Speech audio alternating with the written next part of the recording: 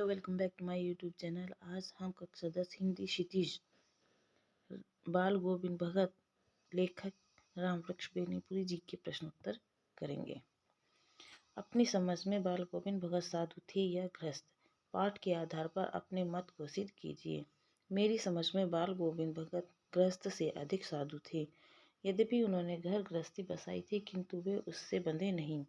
उनका ध्यान हमेशा भक्ति और लोक सेवा में लगा रहा, इसलिए उन्हें साधु कहना ही अधिक उपयुक्त है। गंगा स्नान के लिए जाते हुए उनकी दिनचर्या क्या रहती थी तथा वे कितने दिनों में वापस घर लौटते थे, इससे उनकी किस विशेषता का परिचय मिलता है। गंगा स्नान के लिए जाते हुए वे रास्ते भर खंजड़ी बजाते और गाते हुए चलते थे। रास्ते में प्यास लगी तो पानी पी लेते थे। भोजन घर से ही खाकर चलते थे और वापस आकर घर में ही भोजन करते थे। गंगा स्नान के अवसर पर वे 4-5 दिन में वापस लौटते थे। इससे उनकी आध्यात्मिक शक्ति, मर्यादा और संयम का ज्ञान होता है। बाल गोविंद भगत ने अपने पुत्र की शादी किस तरह की थी और उनकी पतोहू में कौन कौन सी विशेषताएं थी? बाल गोविंद भगत ने अपने पुत्र की शादी बड़े साध से की थी। उनकी पतोहू बहुत ही सुंदर और सुशील थी। उसने आते ही घर भर का पूरा प्रबंध संभाल लिया था। बाल गोविंद भगत के संगीत को लेखक ने जादू कहा है। पाठ के आधार पर इसका कारण स्पष्ट कीजिए। बाल गोविंद भगत पूरी तन्मयता से गाते थे। उनके मधुर गीतों का आसपास के लोगों पर इतना गहरा असर पड़ता था कि वे भी तल्लीन होकर गुनगुनाने लगते थे।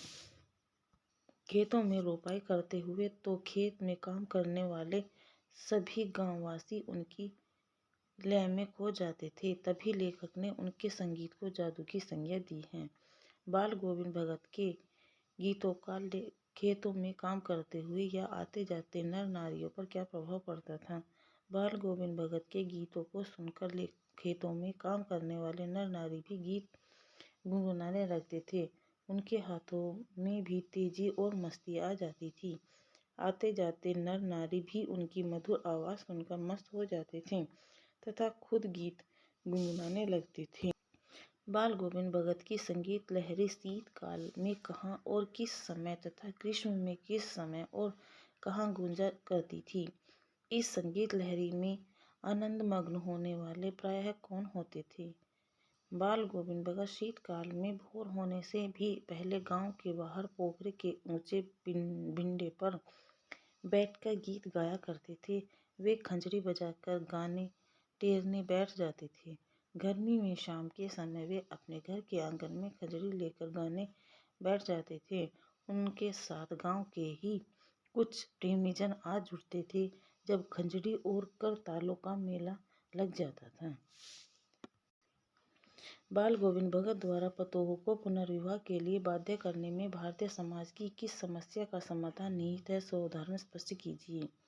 बाल गोविंद भगत ने अपने पुत्र की मृत्यु के बाद अपनी विधवा पतोहू की शादी का मार्ग खोला। पुत्र वधू ने इनकार किया तो भी उसे विवाह के लिए प्रेरित किया। इस प्रकार उन्होंने विधवा विवाह की समस्या का समाधान निकाल दिया। यदि सभी ससुर अपने पुत्र वधू के साथ ऐसा ही व्यवहार करें तो विधवा का जीवन सुखमय हो जाए। बाल गोविंद भगत की पुत्र वधू की ऐसी कौन सी इच्छा थी जिसे वे पूरा न कर सके? कारण स्पष्ट कीजिए। बाल गोविंद भगत की पुत्र वधू अपने पति की मृत्यु के बाद अपने ससुराल में ही रहना चाहती थी। वह जीवन भर अपने ससुर की सेवा करना चाहती थी, किंतु बाल गोविंद ने उसकी इस इच्छा को पूरा नहीं किया। कारण यह था कि वे उसका पुनर्विवाह कराकर उसे सुखी देखना चाहते थे। लड़के के देहांत के बाद बाल गोविंद भगत ने पतोहू को किस बात के लिए बाध्य किया? उनका यह व्यवहार उनके किस प्रकार के विचार का प्रमाण है? अपने लड़के के देहांत के बाद बाल गोविंद भगत ने पतोहू को पुनर्विवाह मतलब दूसरा विवाह करने के लिए बाध्य किया। उनका यह व्यवहार उनके आधुनिक और तर्कसंगत विचारधारा का प्रमाण है। वे परंपराओं से अधिक मानवता और संवेदनाओं को महत्व देते थे। मोह और प्रेम में अंतर होता है। बाल गोविंद भगत के जीवन की किस घटना के आधार पर आप इस कथन को सच सिद्ध करेंगे? मोह अंधा होता है, प्रेम विवेकवान होता है।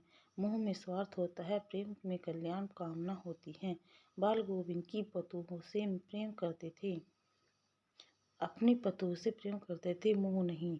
यदि उन्हें उससे या स्वयं से मोह होता तो वे उसे जीवन भर के लिए अपनी सेवा में रख लेते, परंतु वे उसके जीवन को सुखी देखना चाहते थे। इसके लिए उन्होंने उसका पुनर्विवाह कराने का आदेश दिया। लेखक की दृष्टि में बाल गोविंद भगत की मौत उन्हीं के अनुरूप हुई। बाल गोविंद भगत की मृत्यु के कारण और परिस्थितियों के परिप्रेक्ष्य में लेखक की दृष्टि का औचित्य सिद्ध कीजिए।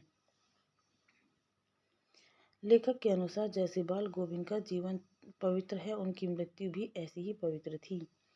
वे गंगा स्नान करके 4-5 दिन बाद घर लौटते थे। बुढ़ापे के कारण वापसी पर उनकी तबीयत सुस्त हो गई, मतलब खराब हो गई, परंतु बाल गोविंद अपनी धुन में के पक्के थे। उन्होंने न स्नान ध्यान छोड़ा, न गायन छोड़ा, न ही खेती बाड़ी छोड़ी, अतः वे धीरे धीरे कमजोर पड़ने लगे। आखिरकार एक दिन भोर काल में ही वे मौन हो गए, मतलब मृत्यु को प्राप्त हो गए। लेखक ने ठीक कहा है कि उनकी मृत्यु भी उनके जीवन के समान पवित्र और गरिमामयी थी। बाल गोविंद भगत पाठ कथा साहित्य की किस विधा में लिखा गया है और इसके माध्यम से किस लोक संस्कृति को दर्शाया गया है, उसकी प्रमुख विशेषताएं बताइए। बाल गोविंद भगत संस्मरण शैली में लिखा गया है। इसमें लेखक अपने जीवन के भोगे हुए पलों और अनुभवों को याद करके लिखता है। इस संस्मरण में लेखक ने गांव की संस्कृति के दर्शन कराए हैं। ग्रामवासियों का मिलजुल कर गंगा स्नान करना, प्रेम व्रत नियम रखना, गीत गाना, खेती बाड़ी करना लोक संस्कृति के विभिन्न रूप हैं। इस संस्मरण को पढ़कर लगता है कि ग्रामवासी एक दूसरे के साथ बड़े प्रेम और भाईचारे से रहते हैं। भक्ति और संगीत के माध्यम से वे एक दूसरे से बहुत अधिक जुड़े रहते हैं। बाल गोविंद भगत की पतोह किन कारणों से अपने भाई के साथ जाने को तैयार नहीं हो रही थी। बाल गोविंद भगत की पतोह अपने ससुर के अगाध श्रद्धा, आत्मीय और अपनत्व रखती थी। उसने ससुर की सेवा को अपना धर्म मान लिया था, इसलिए वह अपने भाइयों के साथ जाने को तैयार नहीं थी। वह ससुर की सेवा में जीवन बिताना चाहती थी। उनका बेटा बीमार है, उसकी खबर रखने की लोगों को कहाँ फुर्सत। इस कथन द्वारा लेखक क्या कहना चाहता है? आजकल सभी लोग अपनी अपनी समस्या में व्यस्त हैं। वे दूसरे के जीवन में रुचि नहीं लेते, सभी आत्म केंद्रित हो चुके हैं। गर्मियों में उमस भरी शाम को भी बाल गोविंद भगत किस प्रकार शीतल कर देते थे। गर्मियों की शाम उमस भरी होती थी, उसमें भी बाल गोविंद भगत अपने भक्तों के साथ ऐसी तन्मयता से गीत गाते थे कि वातावरण में भक्ति की शीतलता और संगीत की मधुरता व्याप्त हो जाती थी। बाल गोविंद भगत के जीवन से जुड़ी कौन कौन सी बातों ने आपको प्रभावित किया और क्यों? बाल गोविंद भगत अत्यंत सरल और सच्चे भक्त थे। उनकी सच्ची भक्ति ने मुझे प्रभावित किया। उनकी सादगी, संयमी, त्यागी और स्वावलंबी जीवन शैली ने भी मुझे प्रभावित किया। उन्होंने अपने बेटे की मृत्यु को भी उत्सव की तरह मनाया, उसकी मृत्यु को भी भगवान की कृपा माना। यह अपने आप में अनोखी और दुर्लभ बात है। जिस तरह उन्होंने अपने जवान पुत्र वधू के पुनर्विवाह की व्यवस्था की, उससे मैं भी बहुत ही प्रभावित हूँ। वे सचमुच एक महान संत थे। ये वीडियो यहाँ तक ही। थैंक यू, धन्यवाद।